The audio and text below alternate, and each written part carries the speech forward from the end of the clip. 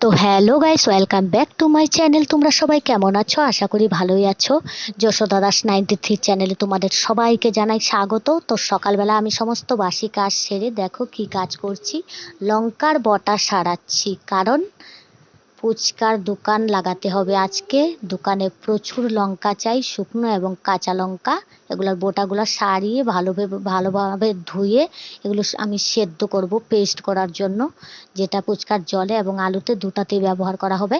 আর এদিকে আমার বর আটা মেখে ছোট ছোট করে লেচি করে কেটে নিচ্ছে, যেগুলো আমরা বেলবো ফুচকার জন্য, আর উনি ভাজবে। তো চলো ওইদিকে আমি কি করছি দেখাই তোমাদেরকে। তো এদিকে আমি চুলোতে একদম উনান জ্বালিয়ে নিয়েছি। উনানের মধ্যে আমি প্রেসারে আলু মটর সেদ্ধ বসিয়ে দিয়েছি।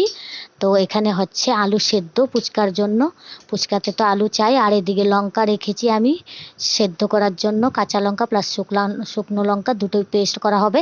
বাঙালিরা প্রচুর লঙ্কা খায়, আমি আগেই বলেছি, যার জন্য লঙ্কা প্রচুর চাই।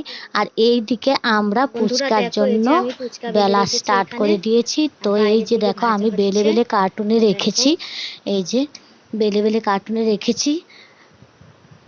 দেখো সুন্দর গোল গোল করে বেলে আমি রেখেছি কার্টুনের মধ্যে, যেগুলো হালকা পাখায় শুকাতে হবে ফ্যান চালিয়ে দিয়ে। না শুকোলে পরে ফুচকা একদম বলের মতো ফুলে যাবে, বেশি অনেকটা বড় হয়ে যাবে। তো এই যে দেখো এগুলো হালকা শুকানোর পর বাইরে ভাজা হবে। আর আমার বর ভাজতে শুরু করে দিয়েছে, এই যে দেখো। আর মা বসে বসে পাল্টিয়ে দিচ্ছে, কি ছেলের তাড়াতাড়ি হয়ে যাবে, পরে আবার আমার মেয়েকে নিয়ে স্কুলে যেতে হবে। অন্যদিন আমার ছেলে দেয়, তো আজকে স্কুলে গেছে তাই মা দিচ্ছে। তো দেখো ফুলকো ফুলকো ফুচকা রেডি। তো কার কার ফুচকা খেতে ভালো লাগে সবাই চলে আসো। দেখো একদম রেডি, শুধু জল আর আলুটার জন্য ওয়েট করতে হবে। দেখো তো চলে এসো, টাটা।